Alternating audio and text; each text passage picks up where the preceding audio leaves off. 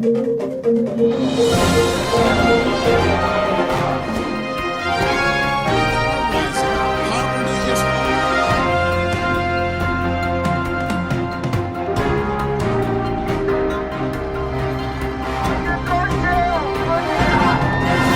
me an up-close and personal view.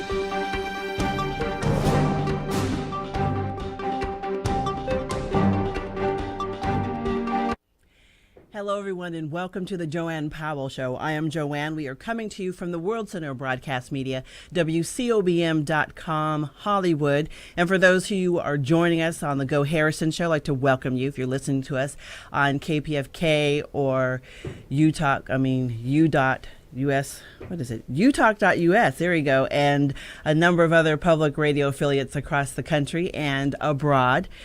Okay, topping our news today, investigators say it looks like a refrigerator was the cause, or possibly the cause, of what started the big warehouse fire up in Oakland, California. It was a very deadly fire. 36 people have lost their lives as a result of the blaze. Let's take a look and listen at some of the details about what happened. The tragic warehouse fire that took the lives of so many has left more questions than answers. When you look inside the warehouse, there's no question that something was not right. It has been a difficult time for family and friends of the victims. A dance party Friday night on the second floor of the warehouse, known as the Ghost Ship, turned deadly once fire broke out. The warehouse was an artist's studio and living space. Those who lost their lives were artists, musicians, and educators. Chris Nekadom is one of the lucky ones who made it out alive. Like bellow of black smoke kind of came out of every window, and it blew like out of the door, maybe like 10 feet, just this black smoke. And at that point, only a few more people crawled out. Investigators are pointing to a refrigerator as a possible cause of the fire. This warehouse is known to have had several code violations. Shelley Mack used to live here and says the building wasn't safe. I mean, it was always overloading. You turned on a heater and your electricity, everybody's electricity would go off. So it was continually overloaded. If you didn't know your way out, you were lost. There were many dead ends. There was so much stuff. Tried to go down that stairway. It wasn't really a stairwell. I couldn't get down it. I went down it twice. And I'm like, oh no, I'm done. Chris Dunn agrees. I think there were things about this space that made it particularly dangerous for something like this to happen. What? I think the amount of wood in the space, I think the staircase that people have talked about was not adequate. There have been regular complaints about the building's safety. City inspectors have made 5 visits to the warehouse looking into the violations over the past 3 years. City leaders say the warehouse was uninhabitable. It did not have proper permits for people to live there. Just last month, there were multiple complaints filed for building code violations, including illegal construction and excessive debris. This is one of the most horrific things I've ever had to deal with.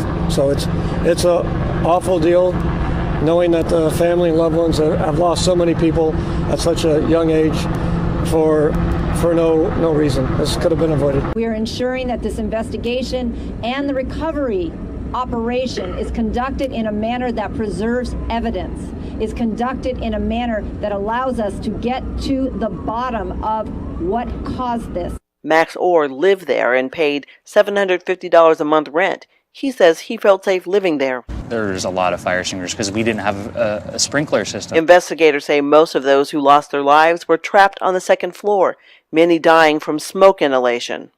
Investigators say many of those who lost their lives were able to text message their loved ones before dying.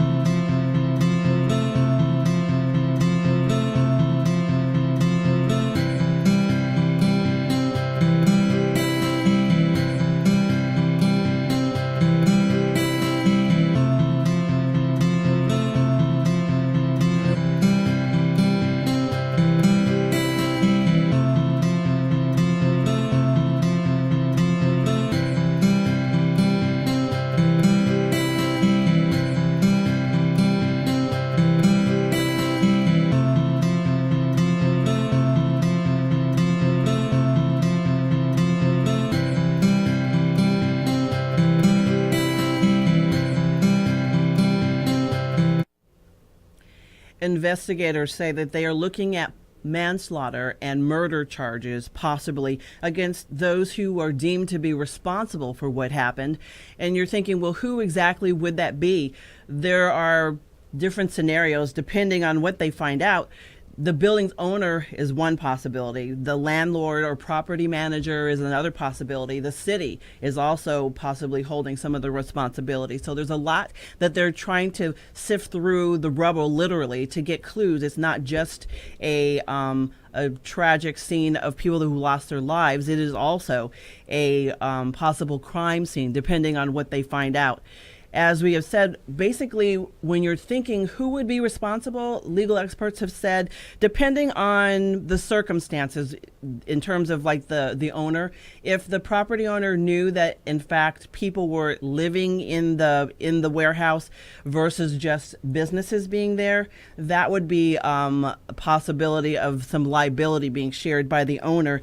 And the other possibility is if that the people that were there basically as squatters and the owner didn't have any knowledge that they were there, then the liability would not be on the owner. But if there is any knowledge of what was going on, whether it was the landlord or property manager that was bringing the people in because there were tenants there that were being charged money to stay there. So those are some of the area that they're looking at. And then one of the other areas that they're considering is how the city's role, because of course it had several building code violations, but they were not actually enforced over the last several years. So that's something that they're looking at as a city.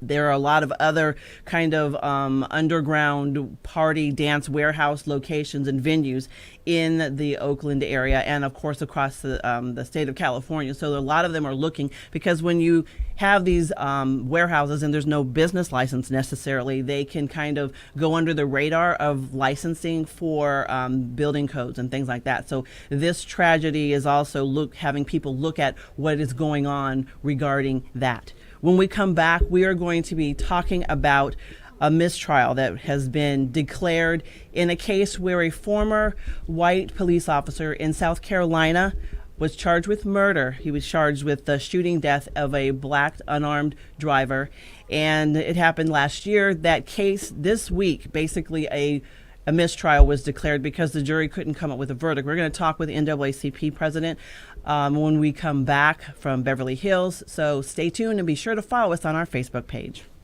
If you are an adult that began college and has not finished your college degree, let me put it to you straight. If your lifestyle and your standard of living is not becoming to you, then you should be coming to us, Oakwood University LEAP program. We are the fast, flexible adult degree completion program for the busy adult, like you. Register today. Go to oakwoodleap.com or call 256-726-7098. It's time to leap. For years, people have trusted McKay's Family Mortuary. We're part of your community and we'll take care of the details. We offer a variety of memorial services, including sea scattering and cremation. According to the Federal Trade Commission, the average funeral cost is over $9,000. We have complete funeral chapel service starting at only $31.25, casket included. Direct cremation starting at only $9.95. Visit one of our 5 locations and meet our caring and diverse staff. McKay Family Mortuary. Let us be the shoulder to lean on. Thanks to Oakwood University and the LEAP program, I have now a college degree. So to the Spanish-speaking members of this community who feel that the LEAP program is something you should consider, I would say, ánimo a la universidad. Considere el programa LEAP de Oakwood University. Go to oakwoodleap.com or call 256-726-7098. Seize the Day Scuba for your best scuba experience above and below the sea. You'll find friendly staff, experienced PADI certified instructors, and state-of-the-art scuba equipment and gear. Join our dive club and we'll help you plan memorable scuba excursions. Immerse yourself. Seize the Day Scuba, serving Southern California. Call 949-220-0500 to create your scuba experience. When I first started into the program, yes, I had doubts. I was really impressed with Oakwood University, with the faculty and the staff and the student body. It was a really good experience, and I would definitely recommend it to anyone who was thinking about going back and finishing their degree. Register today. Go to oakwoodleap.com or call 256-726-7098.